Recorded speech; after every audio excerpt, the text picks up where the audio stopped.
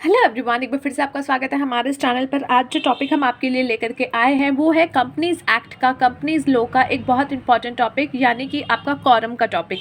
Quorum for meetings के बारे में आपसे एक क्वेश्चन एग्जाम में ज़रूर पूछा जा सकता है, या तो शॉर्ट नोट लिखने के लिए आ सकता है कि कॉरम के बारे में बताइए, या फिर जब मीटिंग का एक फुल फ्लेज क्वेश्चन बनेगा तो उसमें कॉरम के बारे में आपको जो है डिस्कस किया जा सकता है। तो एग्जाम के पॉइंट ऑफ व्यू से 5 to 7 मार्क्स का इसका वेटेज आराम से बन सकता है। तो ये टॉपिक स्टार्ट करें, पर उससे पहले अगर आपने अभी तक हमारे चैनल को सब्सक्राइब नहीं किया है या फिर पहली बार हमारे चैनल पे आ रहे हैं तो पहले चैनल को सब्सक्राइब कर लीजिए, साथ में बने हुए छोटे से बेल आइकन को प्रेस कर दीजिएगा ताकि फ्यूचर में जितने भी वीडियोज़ अपलोड की जाएंगी उसका नोटिफिकेशन जो है आप तक सबसे पहले पहुँच जाएगा। So let's start the topic.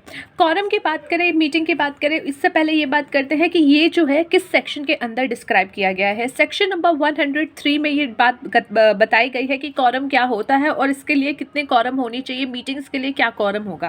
Quorum का मतलब क्या है? देखिए, आप कोई एक मीटिंग कर रहे हैं, आप पर्सनली भी कोई एक मीटिंग कर रहे हैं, आपने कहा कि किसी ऑर्गेनाइजेशन में आप लोग हो, आपने एक मीटिंग बुलाई।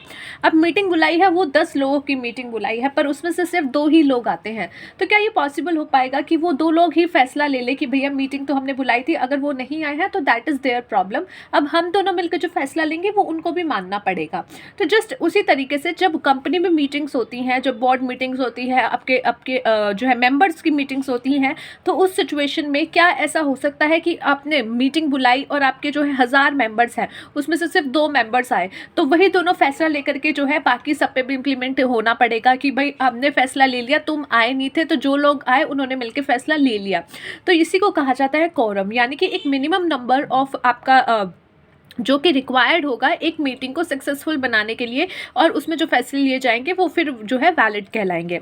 तो कॉरम में भी defined as the minimum number of members, कि मिनिमम नंबर ऑफ मेंबर्स आपके इतने होंगे जो कि प्रेजेंट होने चाहिए मीटिंग में, ताकि जो बिजनेस की जो भी आप ट्रांजेक्शन है can be validate transacted eight the meeting, यानी जो भी डिसीजन आप ले रहे हो, वैलिडली कर रहे हो, उसका जो है ट्रांजेक्शन जो भी होगा वो जो है वैलिड बन जाए। If the quorum is not present the meeting shall not be valid and proceeding of such meeting shall also be invalid.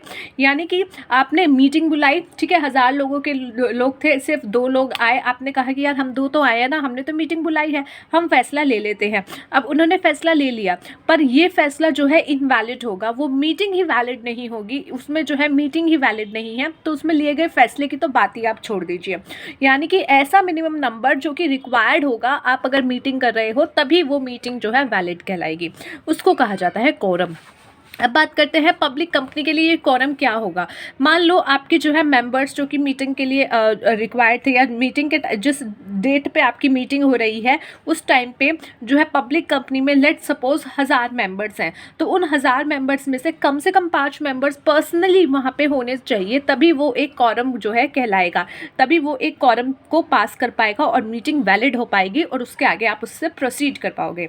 और वहीं अगर आपके मेंबर्स की जो संख्या वो 1000 से ज़्यादा है परंतु 5000 तक की है या 5000 से नीचे है, तो उस सिचुएशन में आपके 15 मेंबर्स आपको पर्सनली जो है रिक्वायर्ड होंगे, वहाँ पे पर्सनली प्रेजेंटेड होने चाहिए, तभी वो कॉरम बन पाएगा। एंड इफ़ द मेंबर्स जो है वो मोर देन 5000 है, तो वहाँ पे 30 मेंबर्स आपके पर्सनली होने चाहिए। तो ये था for the public company. But now let's talk about the private company. Private company में क्या है, 2 मेंबर्स जो हैं पर्सनली प्रेजेंटेड होने चाहिए, यानी कि कितने भी मेंबर्स आपके हैं वहाँ पे सिर्फ 2 मेंबर्स अगर पर्सनली प्रेजेंटेड है तो भी वो कॉरम बन जाएगा। और जैसे कि हमने पढ़ा था एमओए और एओए के बारे में। एओए में क्या होता है, कंपनी अंदरूनी चीज़ें कैसे इंप्लीमेंट करेगी उसके बारे में लिखती है। तो एओए में अगर कंपनी ने ये लिख दिया कि वो लार्ज नंबर ऑफ कॉरम चाहती है, यानी कि कॉरम तभी होगा जब 5 मेंबर्स होंगे, 6 मेंबर्स होंगे, तो फिर उसको देखा जाएगा। यानी कि आर्टिकल में वो प्रोवाइड कर सकते हैं कि कॉरम की वैल्यू वो कितना रखना चाहते हैं, लेकिन मिनिमम वहाँ पर 2 मेंबर्स आपके होने चाहिए। पर अगर वो चाहते हैं कि वो ज़्यादा करें, वो ये 2 लिमिट्स को बढ़ा करके 5-6 करना चाहते हैं, तो वो अपने आर्टिकल में प्रोवाइड कर सकते हैं और फिर जो है उसको देखा जाएगा। Legal effect of non availability of quorum. अब देखो, अगर कॉरम नहीं है तो उसके बाद सिचुएशन क्या होगी।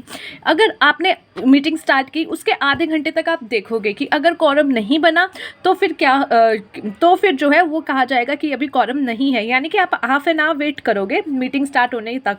और अगर हाफ एन आवर तक भी कॉरम नहीं बना तो क्या होगा, अगर आपने जो है मीटिंग बुलाई है requisite of member under section 100 यानी कि ईजीएम के नाम से अगर मीटिंग बुलाई है तो क्या होगा, वो मीटिंग जो है वो डिसॉल्व्ड हो जाएगी।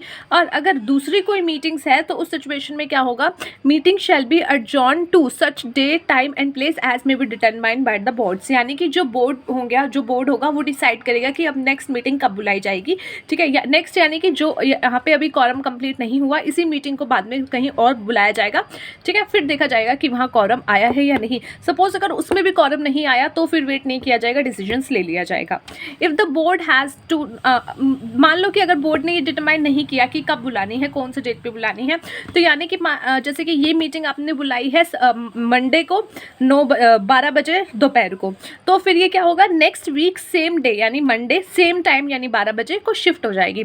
ये कब होगा, जब बोर्ड वालों ने टाइम डे और डेट डिसाइड नहीं कर पाए, लेकिन अगर डिसाइड कर लिया तो उस डेट पे, अगर नहीं किया तो next week same day same time पे जो है वो मीटिंग शिफ्ट हो जाएगी।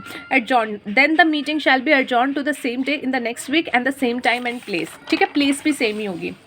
प्रेजेंस ऑफ कॉरम, ठीक है, it is sufficient that the quorum is present at the beginning of the meeting. देखो आपने जो है मीटिंग शुरू की, मीटिंग की शुरुआत में तो कॉरम था पर बीच में उड़ गया।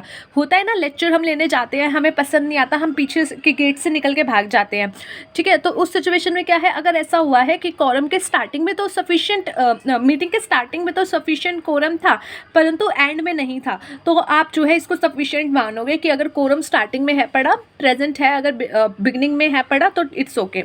ठीक है, it need not to be present throughout the meeting, ज़रूरी नहीं है कि वो पूरी मीटिंग में बैठा ही रहे। और when the meeting proceed to vote और एनी रेजोल्यूशन, चाहे आपका जो है प्रोसीजिंग वोट का या रेजोल्यूशन का बाद में स्टार्ट हुआ हो तो भी इट्स ओके। अब बात करते हैं प्रॉक्सी की। प्रॉक्सी क्या होता है, मैं नहीं आ पा रहा, मैं अपने बिहाफ पे किसी और को भेज रहा हूँ। ठीक है, तो उस सिचुएशन में उसको एज अ कॉरम की काउंटिंग में जो है काउंट नहीं किया जाएगा। यानी कि अगर 6 लोग, मान लो 5 लोग आए हैं, ठीक है, यही सिचुएशन ले लेते हैं, अप टू 1000 आपकी जो है मेंबर्स है, आपको 5 मेंबर्स चाहिए ही चाहिए पर्सनली, वहाँ पे सिर्फ 4 आए हैं और एक ने जो है अपना प्रॉक्सी भेजा है, पर्सनली उसने क्या भेजा, अपना प्रॉक्सी भेजा, तो वो क्या हो जाएगा, कॉरम नहीं माना जाएगा। प्रॉक्सी को कॉरम के तौर पे जो है काउंट नहीं किया जाता। जॉइंट होल्डर, मान लो 2 व्यक्ति हैं, उन्होंने जॉइंट होल्डिंग की हुई है, मैं और मेरी एक फ्रेंड है, हम दोनों ने जॉइंट होल्डिंग करके एक मेंबरशिप ली हुई है, मेंबर्स बने हुए हैं कंपनी में, तो वहाँ पे क्या है, हम दोनों का अलग अलग वोट नहीं डलेगा, हम दोनों को एक ही व्यक्ति के तौर पे देखा जाएगा, क्योंकि मेंबर्स जो है सीट जो है वो एक ही है, चाहे 2 लोगों ने साथ में मिलकर के उसको होल्ड किया हुआ हो, तो उसको एज अ 1 पर्सन ही काउंट किया जाएगा, 1 मेंबर ही काउंट किया जाएगा। कंपनी, अब देखो हो सकता है कोई कंपनी भी मेंबर हो किसी अदर कंपनी में, तो क्या कंपनी खुद उठ करके जाएगी, क्या कंपनी की बिल्डिंग उठ के जाएगी उस मीटिंग में, मैं चली करके, तो ऑब्वियसली नॉट।